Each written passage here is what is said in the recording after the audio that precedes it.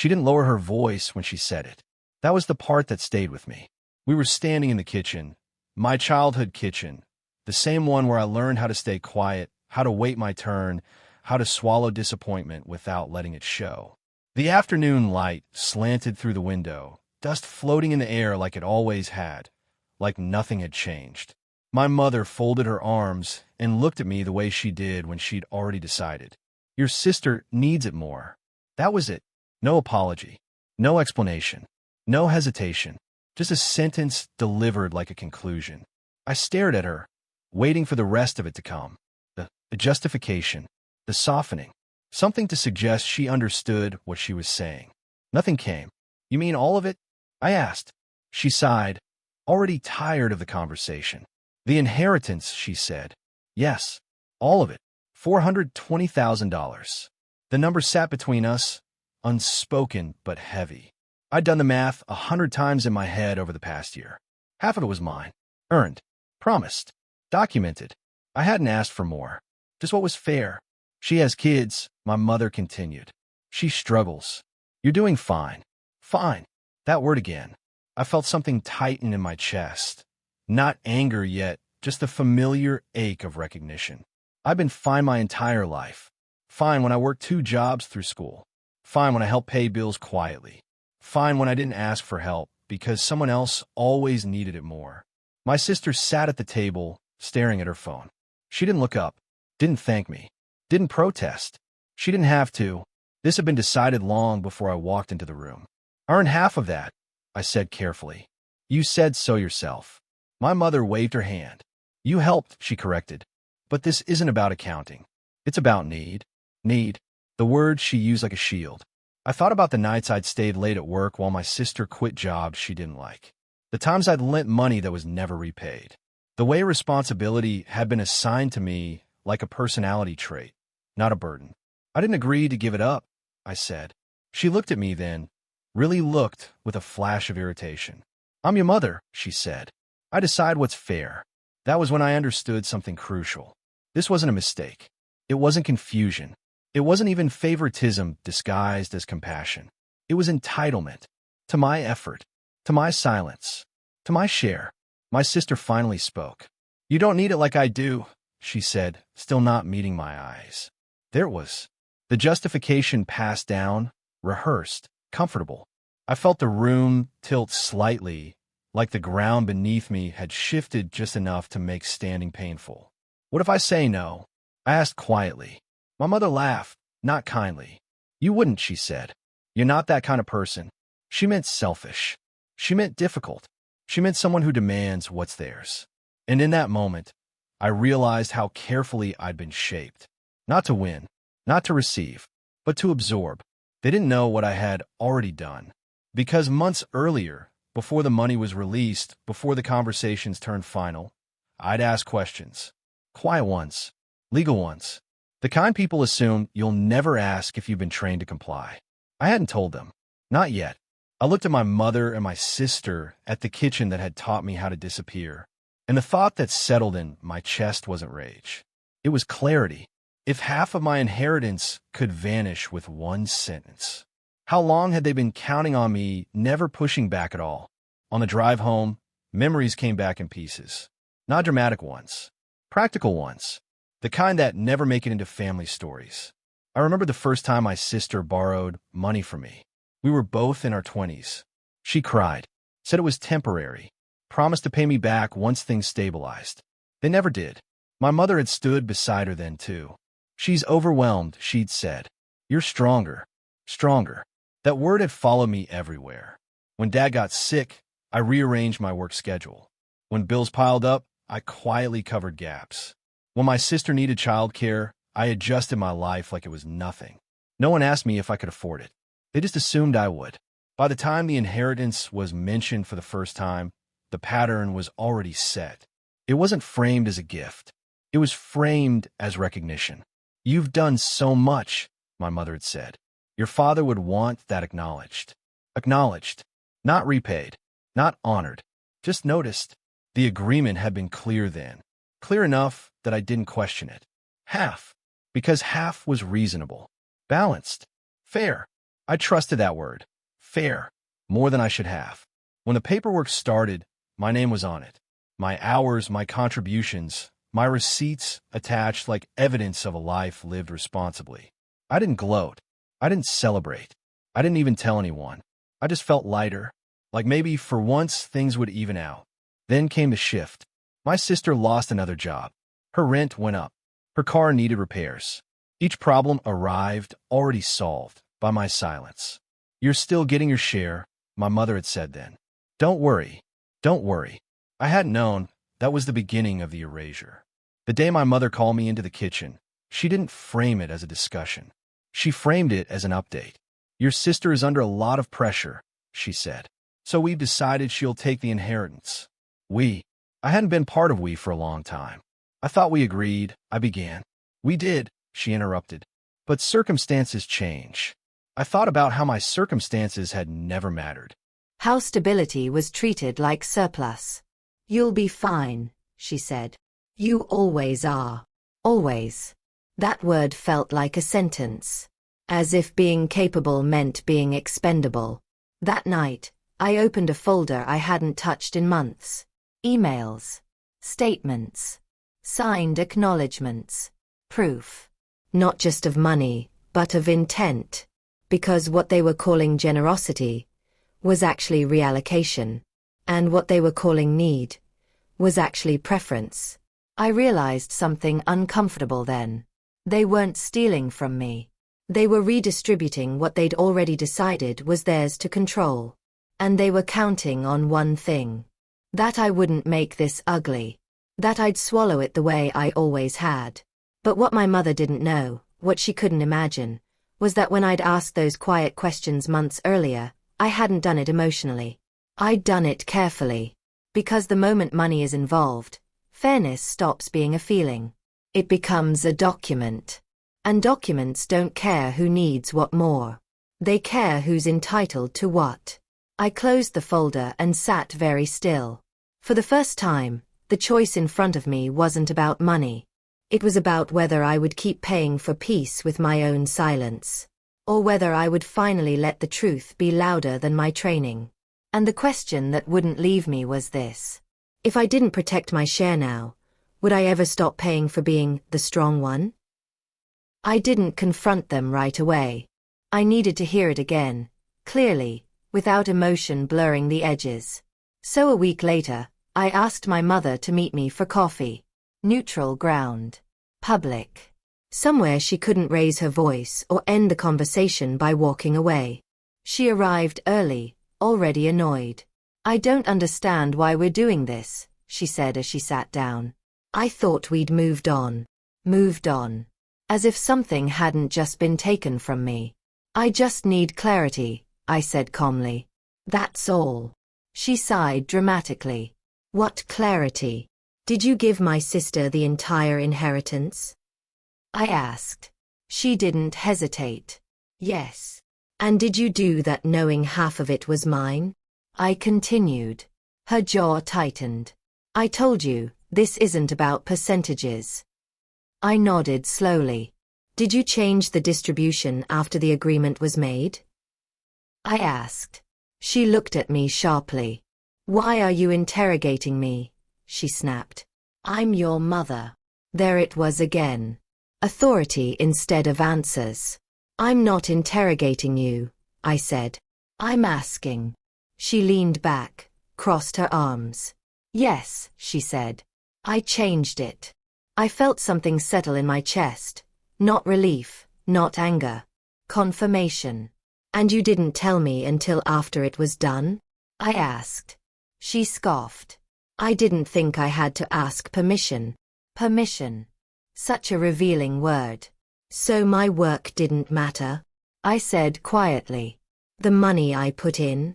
She waved her hand dismissively. You're not struggling. Your sister is. I looked at her then, really looked. This wasn't confusion. This was justification. What if I needed it? I asked. She frowned. You don't. How do you know? I pressed. Because you always figure things out, she replied. She doesn't. And there it was. The family hierarchy spoken out loud. Competence as disqualification. I took a breath. Did you talk to a lawyer before you did this? I asked. Her eyes flickered. Just briefly. No, she said too quickly. Why would I? I nodded again. Because that told me everything. If she'd talked to a lawyer, she wouldn't be this confident. She leaned forward now, voice sharp. You're not really thinking of doing something about this, are you? Something about the way she said it, like I'd betrayed her just by asking, made my stomach twist. I'm thinking, I said. She shook her head, incredulous. I didn't raise you to be like this. I almost smiled. Because she had. She'd raised me to think ahead. To plan. To protect myself quietly. She just hadn't expected me to ever use those skills on her. I didn't steal from you, she said firmly. I did what was right. For who? I asked. She didn't answer. Because the answer was obvious. My sister. The one who never had to ask carefully. The one who was allowed to need.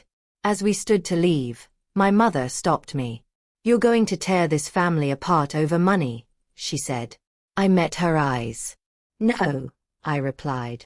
I'm responding to the fact that it was already torn. I just paid for the illusion. She watched me walk away, stunned. And for the first time in my life, I didn't feel guilty. I felt awake. Because I finally understood something that had taken me decades to name. They didn't take my inheritance because my sister needed it more. They took it because they believed I'd never demand what was mine. And the truth, the one that frightened them, was this. I wasn't asking anymore. I was preparing. I didn't tell anyone what I was doing. Not my friends. Not extended family. Not even the people who had watched this unfold and quietly shaken their heads. Because I knew something from experience. The moment you announce boundaries, people rush to dismantle them. So instead, I worked quietly, the way I always had. I started by organizing everything. Every transfer I'd made over the years. Every message acknowledging my contribution. Every email where the inheritance was discussed as shared, not conditional. It wasn't dramatic. It was methodical.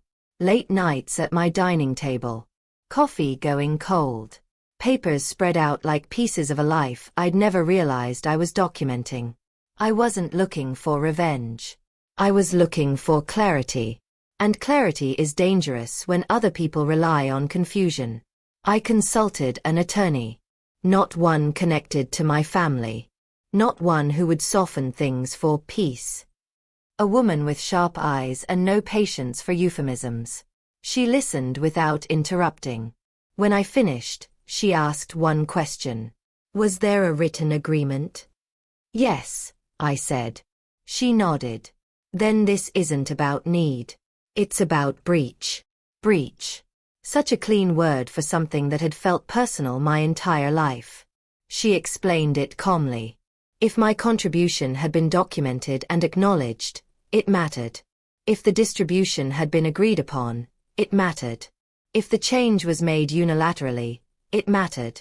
Families get away with this because someone stays quiet, she said.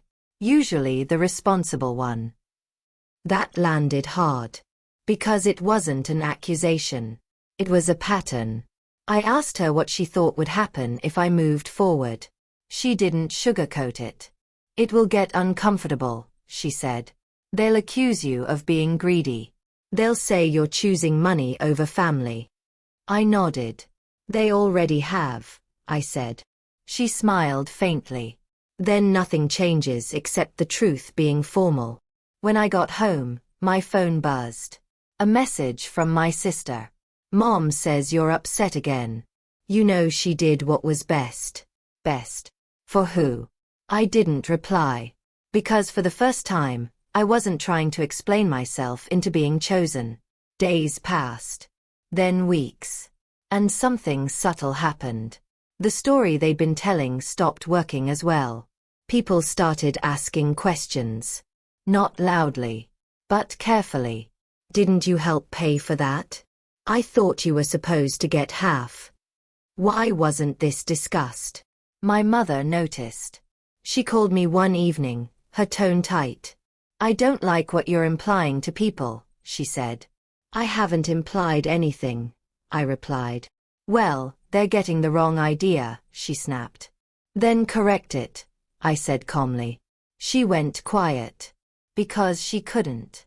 The truth didn't fit her version. And she knew it. A few days later, my sister showed up at my door. Unannounced. She stood there with crossed arms, already defensive. I don't understand why you're doing this, she said. I needed that money. I earned half of it, I replied. She scoffed. You always make everything about fairness. I almost laughed. Because fairness had never benefited her. That's why she hated the word. You'll survive without it, she added. I won't. I looked at her carefully. At the confidence. At the assumption. At the years of being rescued she'd mistaken for entitlement. You don't get to decide what I can survive, I said. She stared at me like she didn't recognize me. Good. After she left, I sat alone in my quiet apartment and thought about something the attorney had said. The responsible one. The one who absorbs the impact so others don't have to. The one who's expected to bend because they always have. What they didn't realize, what none of them realized, was that I had finally stopped bending. And when something rigid finally straightens, it doesn't do so gently. It does so decisively. The paperwork was filed the next morning. Not loudly. Not vindicatively. Just correctly. And as I sealed the envelope, one thought stayed with me. They thought silence meant agreement. They were about to learn the difference. The first reaction wasn't anger. It was disbelief. My mother called me the afternoon after the paperwork was filed, her voice unsteady in a way I'd never heard before. What did you do? She asked. I protected myself, I replied. She laughed. Sharp. Disbelieving. You can't be serious, she said. This is family business. No, I said calmly. This is documented business. The word documented landed hard. She went quiet. Then her tone shifted, from disbelief to offense. You went behind my back, she said. I almost corrected her. But the truth was simpler. I went in front of the truth, I said. That night, the messages started. From cousins. From an aunt who just wanted to understand. From people who hadn't checked on me in years but suddenly had opinions. You're taking this too far. Can't you just let it go? Your sister really needs this. The same sentence, over and over. Need. As if need erased contribution.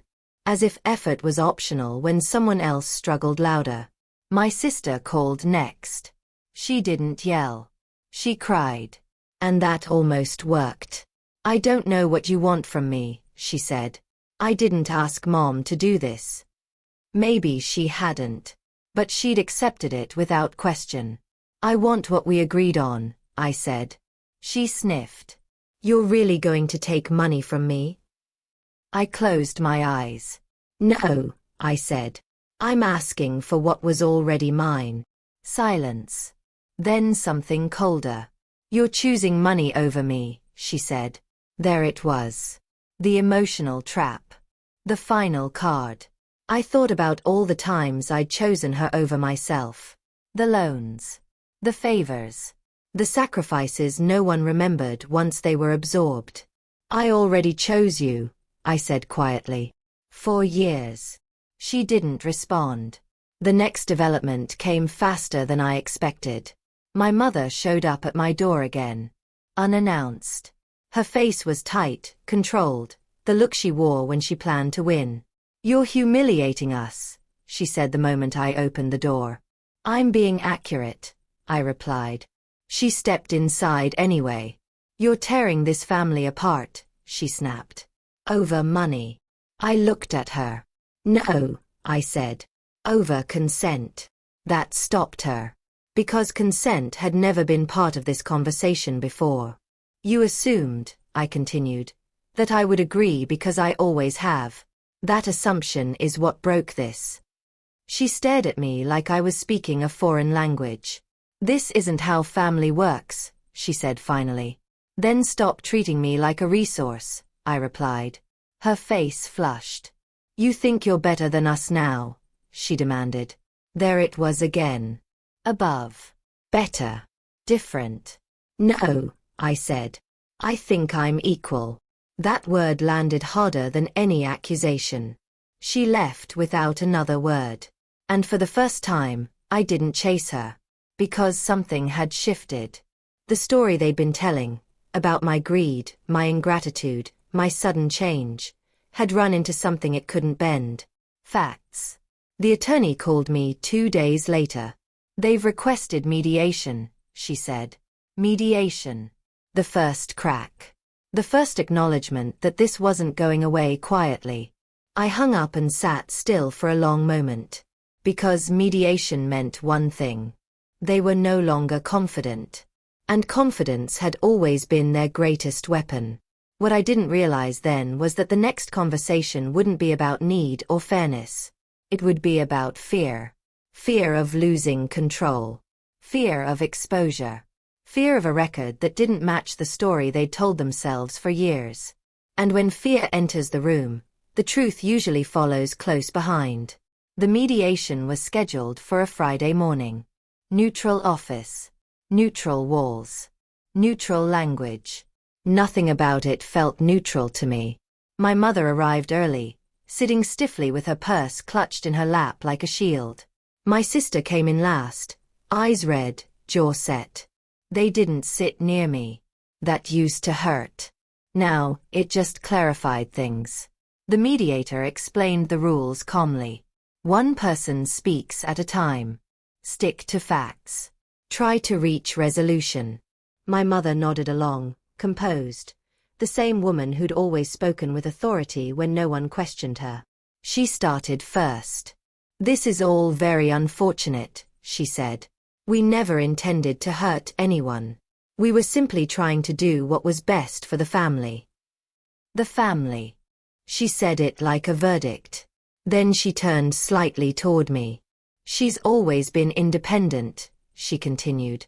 We assumed she wouldn't mind. Assumed. I wrote that word down.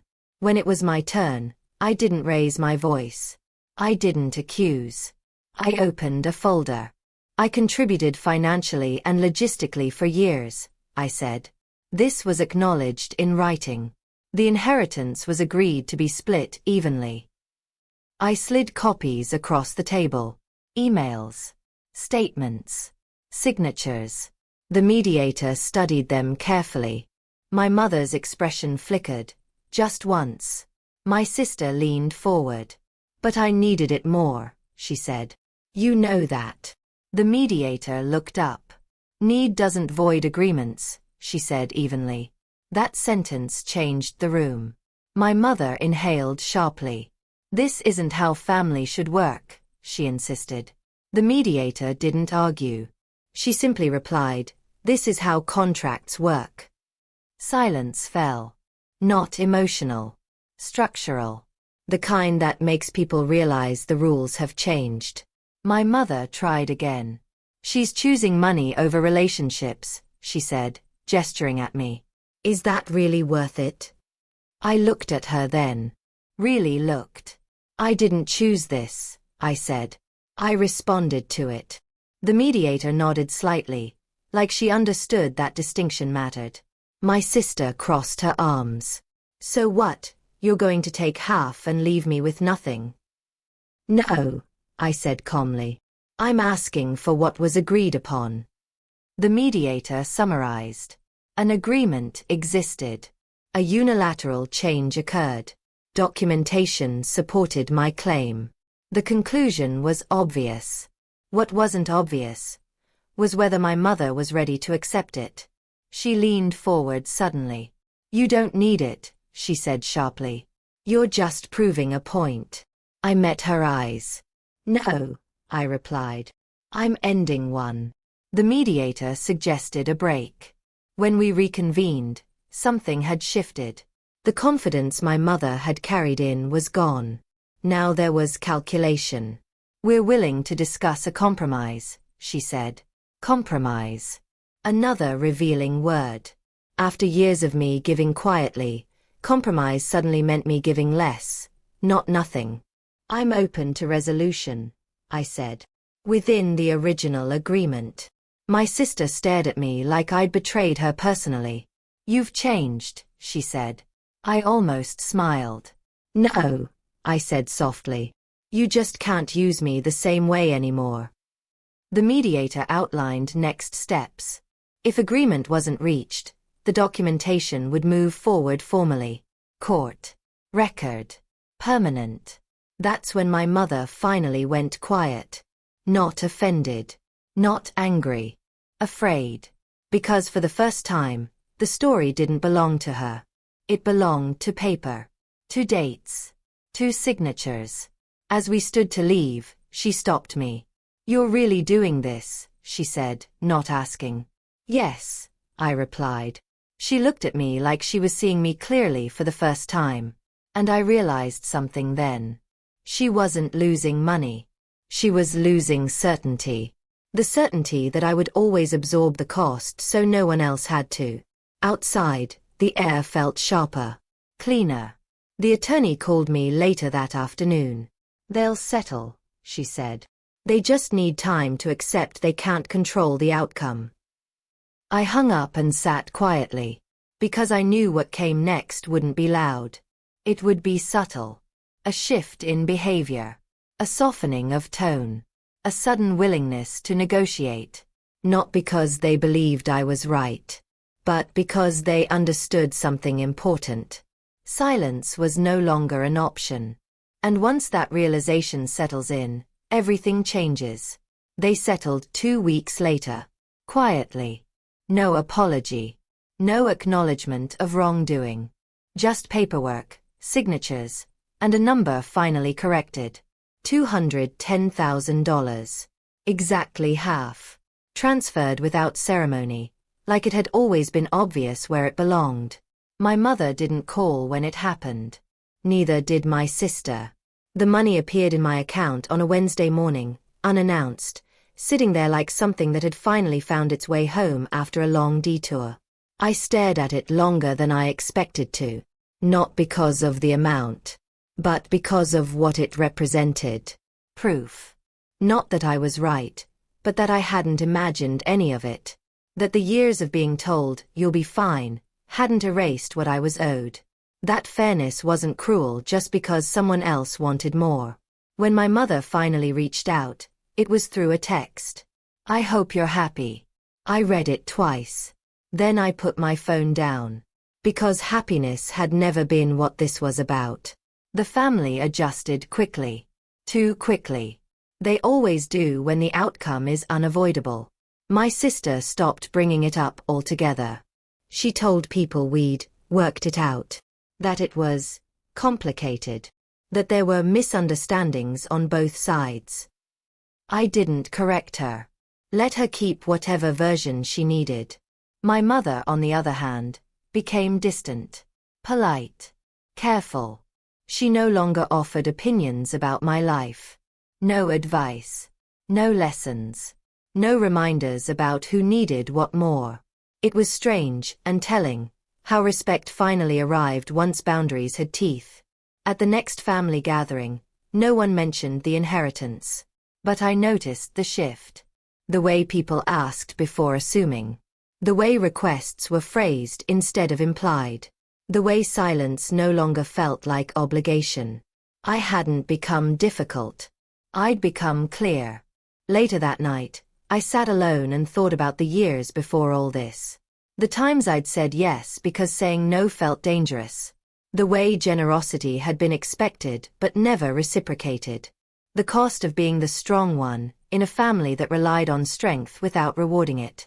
I realized something important. They didn't give my sister the entire inheritance because she needed it more. They gave it to her because they believed I wouldn't fight back. And when that belief collapsed, so did everything built on top of it. The money helped. Of course it did.